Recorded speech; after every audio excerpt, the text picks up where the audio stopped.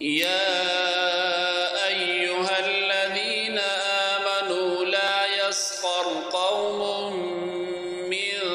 قوم عسى أن يكونوا خيرا منهم ولا نساء من نساء